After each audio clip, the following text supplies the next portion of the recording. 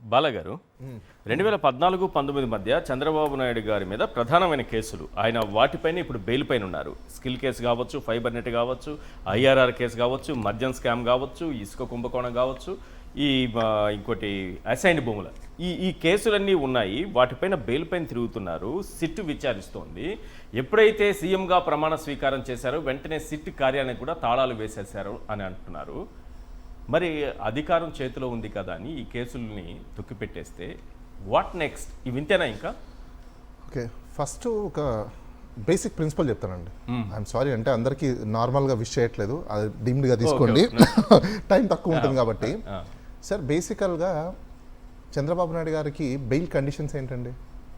ఆయన ఎవరికి ఇన్ఫ్లుయెన్స్ చేయకూడదు, అవును, ఎవిడెన్స్ని ట్యాంపర్ చేయకూడదు, అవును, విట్నెసెస్ని ఇది చేయకూడదు, కరెక్ట్, ఇన్వెస్టిగేషన్ని డైల్యూట్ చేయకూడదు. ఎవరికైనా అదే ఉంటుంది. అదే కదా, ఈవెన్ ఆయన కూడా బెయిల్ కండిషన్స్ ఆయనే కదా. ఇప్పుడు ఈయన సీఎం అయిన తర్వాత ఆ రిలేటెడ్ ఆఫీసర్స్ని, ఆ సిట్ని, లేకపోతే ఆ ఇన్వెస్టిగేషన్ కంప్లీట్ ఆఫ్ క్రూని మీరు డైల్యూట్ చేసేస్తే దాన్ని ఏమంటారు? ఇండైరెక్ట్లీ అడ్మినిస్ట్రేషన్ వేరు, బై మీ general administrations totally different. Okay, but whereas that your general administrations linked with your cases అయినప్పుడు you should not touch with that. Otherwise మీరు న్యూట్రాలిటీ కోసము జయలలిత గారి కేసును తీసుకెళ్లి ట్రయల్ నడపమని చెప్పేసి కర్ణాటక ఇచ్చారు చూసారా, అట్లా మీ కేసులు తీసుకెళ్లి వేరే ఏజెన్సీకి ఇవ్వాలి. హుందాగా ఒక కాన్స్టిట్యూషనల్ అథారిటీలో మీరు కూర్చోన్నప్పుడు ఏం చేయాలి? ఏ సిబిఐకో లేకపోతే ఇంకా సెంట్రల్ ఏజెన్సీకి సంబంధించిన ఒక మంచి టీమ్ను ఏర్పాటు చేసి చేయండి అని చెప్పాలి.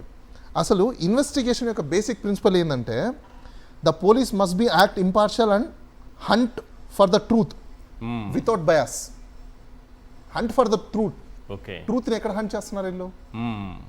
సీఎం ఇప్పుడు ఈ యొక్క ఇన్వెస్టిగేషన్ ఆఫీసర్స్ని హంట్ చేస్తున్నారు. ఎలా? ట్రాన్స్ఫర్ల పేర్లతో, జనరల్ ట్రాన్స్ఫర్ల పేర్లతో, ఈ పేర్లతో. దట్స్ వాట్ నేను అదే అంటున్నాను సార్.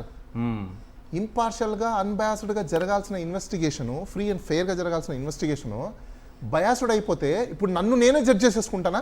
ఓకే, అంటే ఇప్పుడు ఒక కేసెస్కి సంబంధించిన అలిగేషన్స్ అయి ఉన్న ఒక పర్సన్ ఈయన, లీవ్ అబౌట్ ఆఫ్ సీఎం నేను పక్కన పెట్టండి. ఇప్పుడు సీఎం అలెజ్డ్ పర్సన్ ఇద్దరు ఒకటే కదా. అంటే మీకు కామన్ మొరాలిటీస్ కానీ, ఎథిక్స్ కానీ, లేకపోతే ఫండమెంటల్ డ్యూటీస్, రెస్పాన్సిబిలిటీస్ కానీ ఉండదా? అంటే ఇప్పుడు ఒక డౌట్ ఏంటంటే, అంటే చట్టం గురించి, న్యాయం గురించి అంత లోతైన ఇది నాకు తెలియదు. అయినా సామాన్యులకు వచ్చే క్వశ్చన్ ఏంటంటే, ఇప్పుడు ఈ కేసులు నడుస్తున్నాయి. ఆల్రెడీ చంద్రబాబు నాయుడు గారు నిందితుడిగా చేశారు. ఈ కేసులు నడుస్తున్నాయి, సిట్ దర్యాప్తు చేస్తూ ఉంది, ఇవన్నీ ఉన్నాయి కదా. రేపు దీంట్లో డైల్యూట్ చేసి చంద్రబాబు నాయుడు గారి పాత్ర లేదనేటట్టుగా సిట్ ఏమన్నా చేసే అవకాశం ఉంటుంది? డెఫినెట్ గా ఉంటుందండి. ఉంటుందా? ఖచ్చితంగా ఉంటుంది. ఇప్పుడు బేసిక్ కామన్ సెన్స్ సార్. ఇప్పుడు నేను ఫర్ ఎగ్జాంపుల్ నేను ఒక బ్యూరోక్రాట్ అనుకోండి, లేకపోతే ఒక ఇన్వెస్టిగేషన్ ఆఫీసర్ అనుకోండి. నేను ఎవరికి భయపడతా? ఫస్ట్ నా పై అధికారికి. నా పై అధికారి ఎవరికి రిపోర్టు? ఆ పై అధికారికి. ఆ పై అధికారి ఎవరికి రిపోర్టు? ఈయనకి రిపోర్టు. అవునా? ఇప్పుడు నాకు డైరెక్ట్ గా రిపోర్ట్ ఉన్న వ్యక్తిని నా మాట వింటావా లేకపోతే నేను తీసేయాలన్నాను అనుకునే అతను ఇప్పుడు నేనైనా ఎవరైనా సార్ కామన్ గా బేసిక్ ఏ ప్రైవేట్ కంపెనీలో తీసుకున్నా కూడా భయపడి బాస్ కు భయపడి పనే చేస్తారు. గవర్నమెంట్ డిపార్ట్మెంట్ మినహాయించిందా? బెస్ట్ ఎగ్జాంపుల్ ఒకటి చెప్తాను. ఎంఆర్ఓ ఆఫీస్లకి లేకపోతే తహసీల్దార్ ఆఫీస్లకి మనం వెళ్తే తొక్కలోని మనకు బర్త్ సర్టిఫికేట్ లేకపోతే డెత్ సర్టిఫికేట్ ఇవ్వడానికి ఎవరో పైనుంచి ఫోన్ ఇస్తే కానీ ఇయ్యరు. అలాంటిది మన భారతదేశంలో ఇంపార్షియల్గా, ఫెయిర్గా డిపార్ట్మెంట్లు పనిచేస్తాయా? చెయ్యవు. ఖచ్చితంగా సుపీరియర్ ఆఫీసర్ యొక్క అన్నదండలు ఉండాలి, వాళ్ళ యొక్క బ్లెస్సింగ్స్ ఉండాలి. ఎందుకు? వాళ్ళ బ్లెస్సింగ్స్ కోసం వీళ్ళు చేస్తారు. అదర్వైజ్ వీళ్ళ సర్వీస్ రికార్డులు ఎక్కుతుంది కదా, ప్రమోషన్స్ రావు, వాళ్ళ మీద ఛార్జ్ మెమోలు ఉంటాయి. ఇవన్నీ చూసుకొని నాకేం బట్టింది, అదే నా జాబ్, నేను మనశ్శాంతిగా నేను చేసుకోవాలి కదా. అదేదో అతను చెప్పింది వింటే పోలా?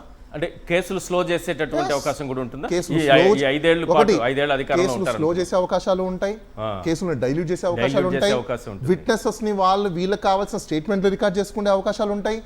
రకరకాలుగా చేసుకొని కంప్లీట్ గా అసలు నేరేటివ్ ఆఫ్ కేసుని డైవర్ట్ చేసి పడదొప్పేసి అసలు ఈ కేసే లేదన్నట్టు కూడా వాళ్ళు ఛార్జెస్ ఫ్రేమ్ చేసే అవకాశాలు ఉంటాయి. అంటే పెన్నే కదా, ఎంతసేపు చెప్పండి రాయడం, టపా టపా టపా టపా రాసం. ఇప్పుడు డిఫాక్టో కంప్లైంట్ పోయి అక్కడ నీకు ఫైల్ చేయడానికి డిఫాక్టో కంప్లైంట్స్ ఎవరు? ఇక్కడ సేమ్ గవర్నమెంటే కదా. మళ్ళీ డిఫాక్టో కంప్లైంట్ కూడా గవర్నమెంటే. వాళ్ళు ఎందుకు ప్రొటెస్ట్ చేస్తారు? చెయ్యరు కదా. ఎప్పుడు ప్రొటెస్ట్ చేసుకుంటారో? ప్రైవేట్ ఎవరో కంప్లైంట్ ఉంటే డెఫినెట్గా చేసుకోవచ్చు అనుకోవచ్చు. ఇక్కడ ఇంకోటి, ఇలాంటి సందర్భాలలో నాకు తెలిసి ఎవరో ఒక కేసు కూడా వేస్తున్నారు, సిబిఐకి హ్యాండ్ ఓవర్ చేయండి అని చెప్పేసి అని. ఇప్పుడు దాకా అది అట్లే పెండింగ్ ఉంది.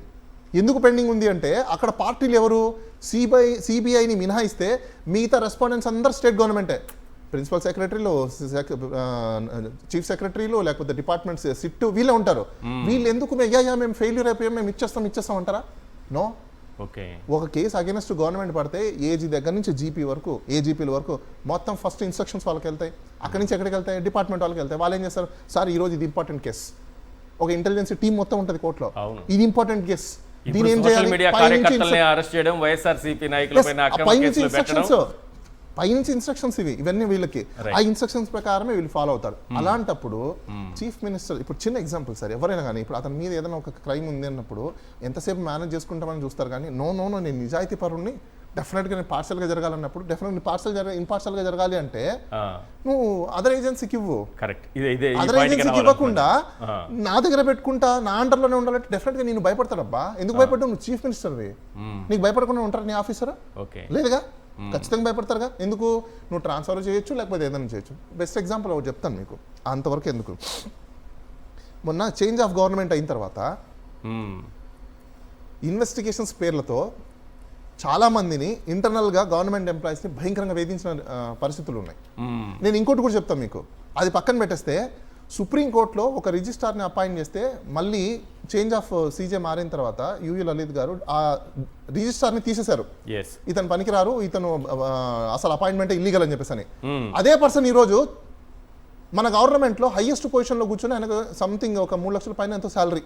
అక్కడ తీసేసిన వ్యక్తిని ఇక్కడ తీసుకొచ్చేసి ప్రభుత్వ ధనాన్ని ఎట్లా తీసుకొస్తున్నారు అంటే ఎంత బయాస్డ్గా చేస్తున్నారు అంటే, ఇలాంటి వ్యక్తుల్ని కూర్చోపెట్టి వీళ్ళ ఫోకస్ అంతా ఇంతే, ఎట్లాంటి కేసులను డైల్యూట్ చేయాలి, ఏ విధంగా వీటిలోంచి తప్పించుకోవడం కోసమో చార్జెస్ ఎలా ఫ్రేమ్ చేయాలి. ఎందుకంటే వన్స్ ఒకసారి రాత అయిపోయింది అనుకోండి, వీళ్ళకి ఫేవర్గా వచ్చేసింది అనుకోండి, నెక్స్ట్ గవర్నమెంట్ ఒకవేళ వచ్చినా రాకపోయినా వీళ్ళు ఏం చేస్తారో తెలుసా?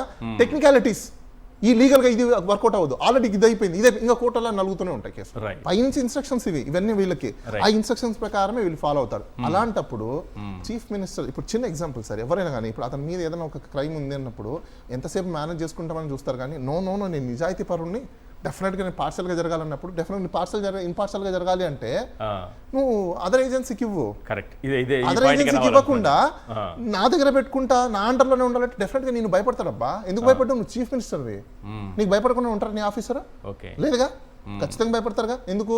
నువ్వు ట్రాన్స్ఫర్ చేయొచ్చు, లేకపోతే ఏదైనా చేయొచ్చు. బెస్ట్ ఎగ్జాంపుల్ ఒకటి చెప్తాను మీకు, అంతవరకు ఎందుకు. మొన్న చేంజ్ ఆఫ్ గవర్నమెంట్ అయిన తర్వాత ఇన్వెస్టిగేషన్స్ పేర్లతో చాలా మందిని ఇంటర్నల్గా గవర్నమెంట్ ఎంప్లాయీస్ని భయంకరంగా వేధించిన పరిస్థితులు ఉన్నాయి. నేను ఇంకోటి కూడా చెప్తాను మీకు, అది పక్కన పెట్టేస్తే సుప్రీంకోర్టులో ఒక రిజిస్ట్రార్ని అపాయింట్ చేస్తే మళ్ళీ చేంజ్ ఆఫ్ సీజే మారిన తర్వాత యూయూ లలిత్ గారు ఆ రిజిస్ట్రార్ని తీసేశారు. ఇతను పనికిరారు, ఇతను అసలు అపాయింట్మెంట్ ఇల్లీగల్ అని చెప్పేసి అని. అదే పర్సన్ ఈరోజు మన గవర్నమెంట్లో హైయెస్ట్ పొజిషన్లో కూర్చొని ఆయనకు సంథింగ్ ఒక 3 లక్షల పైన ఎంతో శాలరీ. అక్కడ తీసేసిన వ్యక్తిని ఇక్కడ తీసుకొచ్చేసి ప్రభుత్వ ధనాన్ని ఎట్లా తీసుకొస్తున్నారు అంటే ఎంత బయాస్డ్గా చేస్తున్నారు అంటే, ఇలాంటి వ్యక్తుల్ని కూర్చోపెట్టి వీళ్ళ ఫోకస్ అంతా ఇంతే, ఎట్లాంటి కేసులను డైల్యూట్ చేయాలి, ఏ విధంగా వీటిలోంచి తప్పించుకోవడం కోసమో చార్జెస్ ఎలా ఫ్రేమ్ చేయాలి. ఎందుకంటే వన్స్ ఒకసారి రాత అయిపోయింది అనుకోండి, వీళ్ళకి ఫేవర్గా వచ్చేసింది అనుకోండి, నెక్స్ట్ గవర్నమెంట్ ఒకవేళ వచ్చినా రాకపోయినా వీళ్ళు ఏం చేస్తారో తెలుసా? టెక్నికాలిటీస్, ఈ లీగల్గా ఇది వర్కౌట్ అవ్వదు, ఆల్రెడీ ఇది అయిపోయింది, ఇదే ఇంకా కోర్టులో నలుగుతూనే ఉంటాయి కేసు.